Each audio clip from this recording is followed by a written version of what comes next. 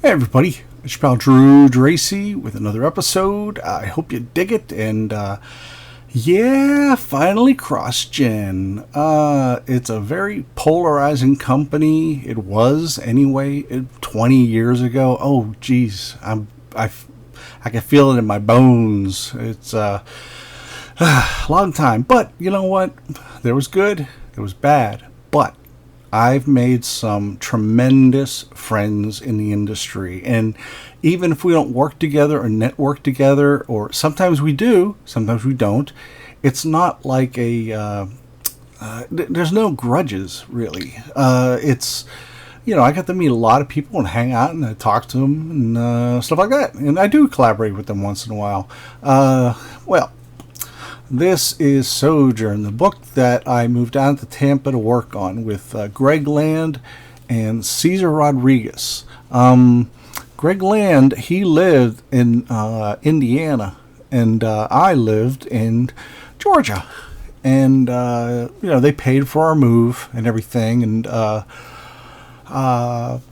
anyway, I don't know where Caesar was from. I think he was from the West Coast. But anyway, we got a lot of really good talent. And there was some neat stuff. And there was stuff he wasn't great either. But I think the problem with CrossGen was that Mark Alessi never canceled anything. We had some books that were pure shit.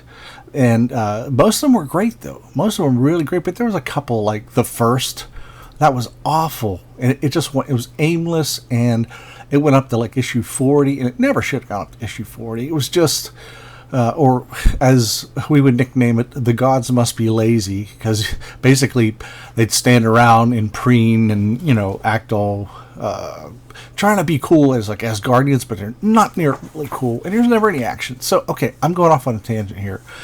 Okay, this is Sojourn, of course. I mentioned that. Nice colors there. When we worked at in our cubicles, not cuticles, cubicles.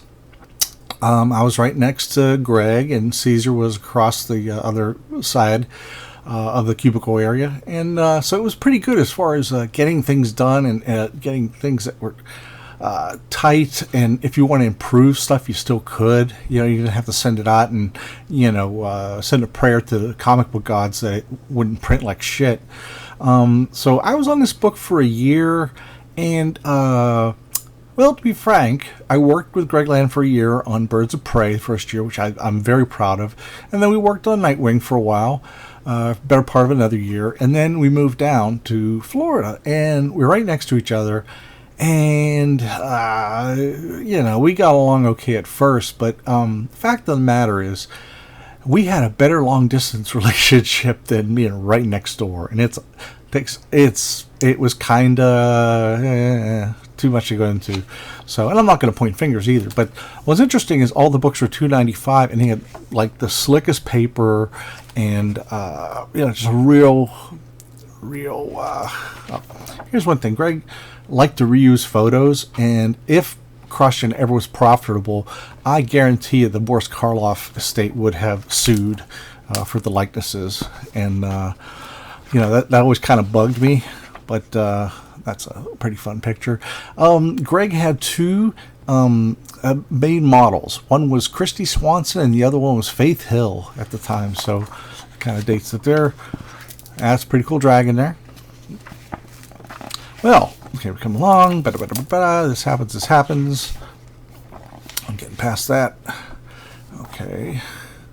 And to feed our egos, they, beefed up our names. I needed some help because I was getting ready for some surgery. It's really hard to explain.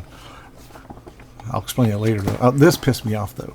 Okay, that guy there, that face, same in the next issue.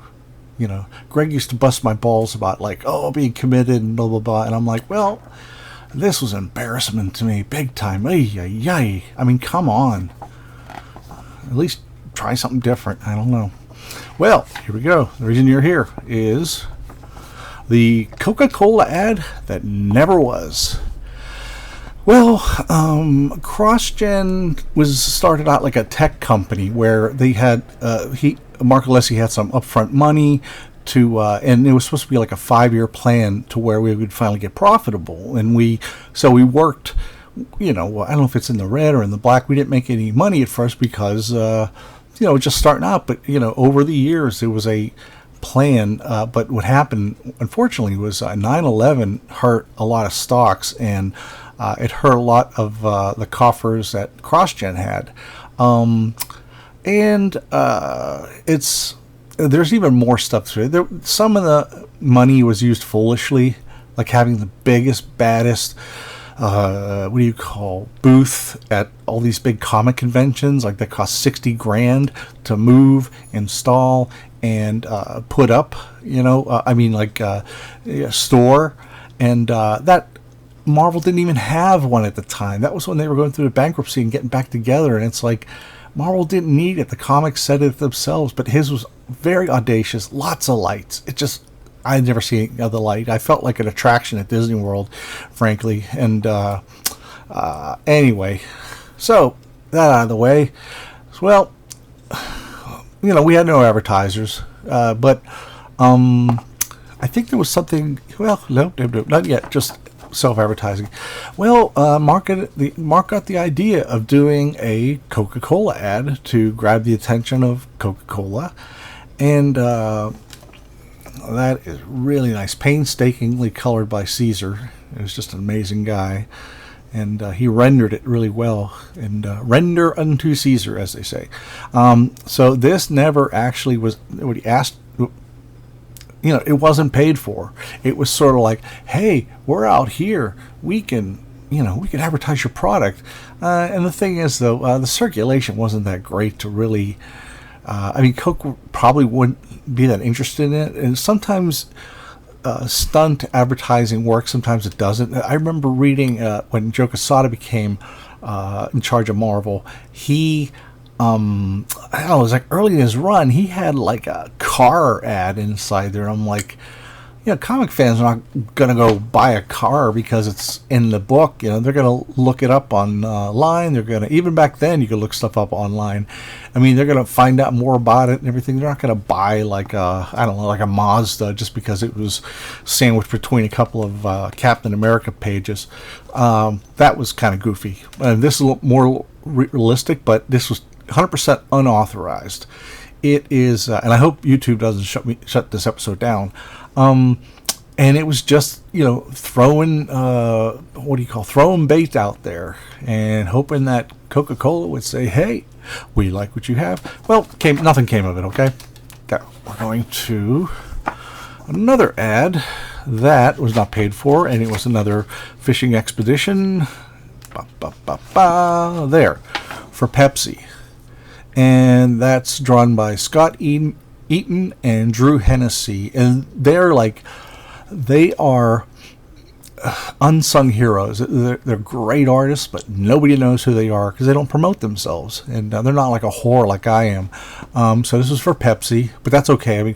Pepsi's gross. There's nothing but Coca-Cola. Come on. I drink RC Cola before I drink a Pepsi.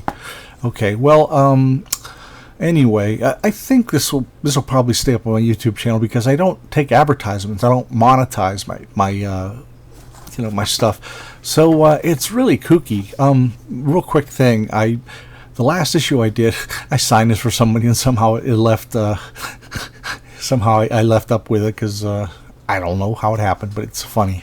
Fill-in issue by June Brigman, who I really admire. She did Power Pack in the late 80s, mid 80s.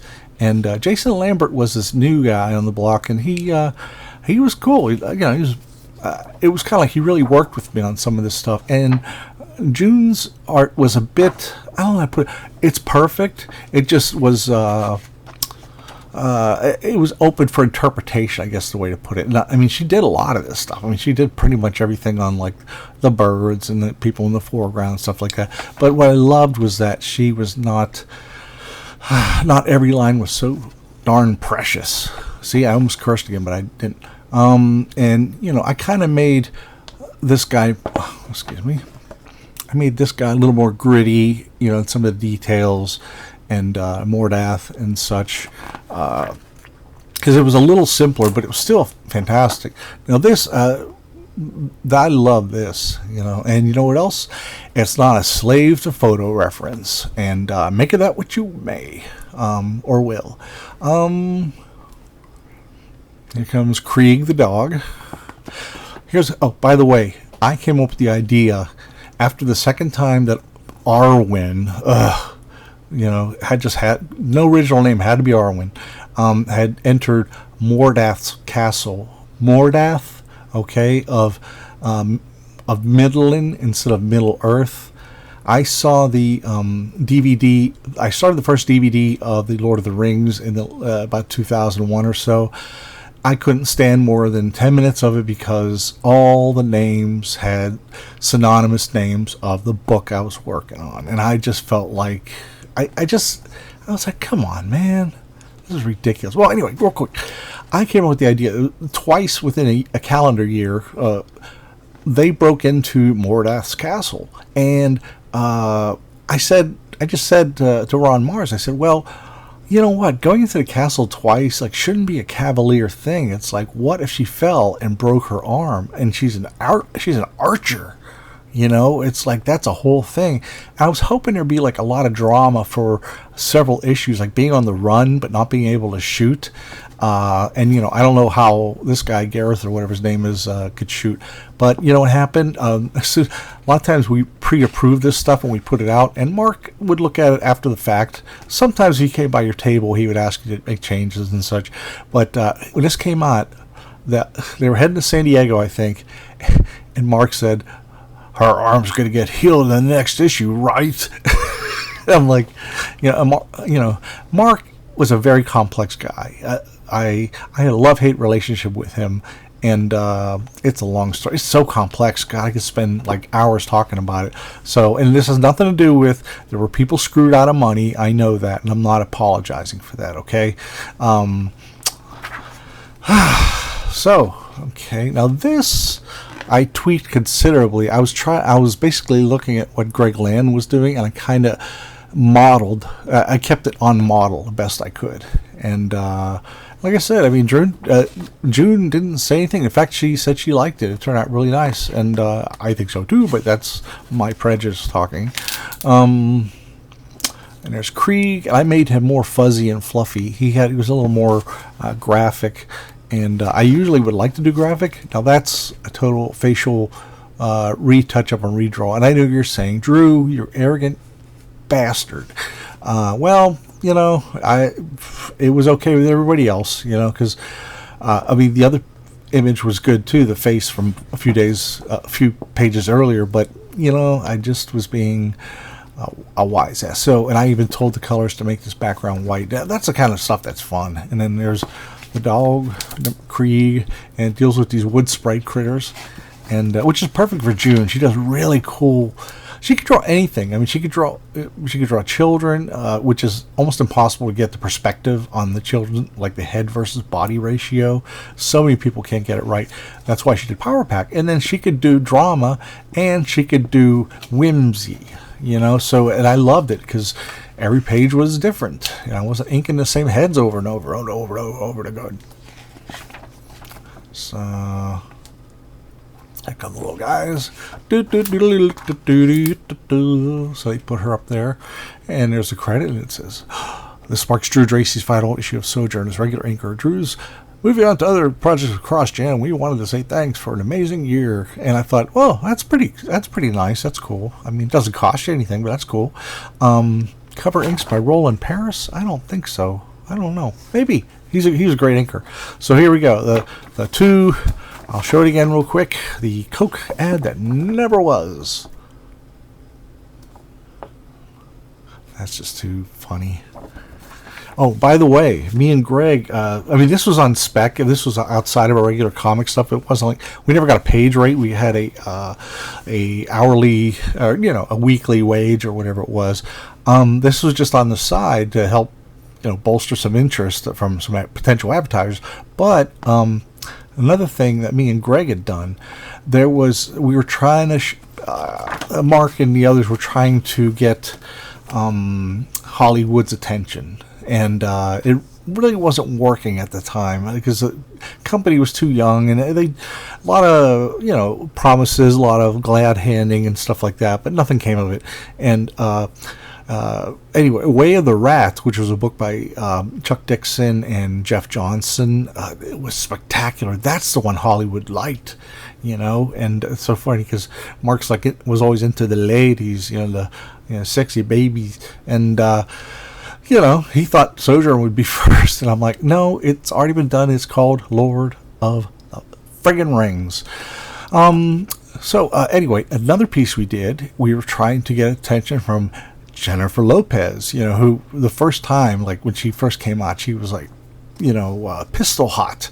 And so me and Greg did a spec piece of, it was basically Arwyn, but we gave her Jennifer Lopez's face, and apparently got sent to her people, and nothing happened of it. But crazy shit, huh? Crazy. And that's about it for now. And if you want to read some cool stuff about rock and roll and about Russian mob and about violence and snarky stuff at the wazoo, check these books out. There's a preview on Amazon for Kindle and paperback. And please hit the smash in the subscribe and like button. And please leave comments. Please, I love it. So far, you guys have been really great about hitting like and commenting, and I greatly appreciate that. And I know I said this before, but you had 20 minutes to kill that you devoted to my show today, and that just means so much to me, and because you could have been doing anything else. Maybe I should stop talking. I'm talking you out of seeing my program, but anyway, thanks for watching, and I'll be back sooner than you know. Ciao.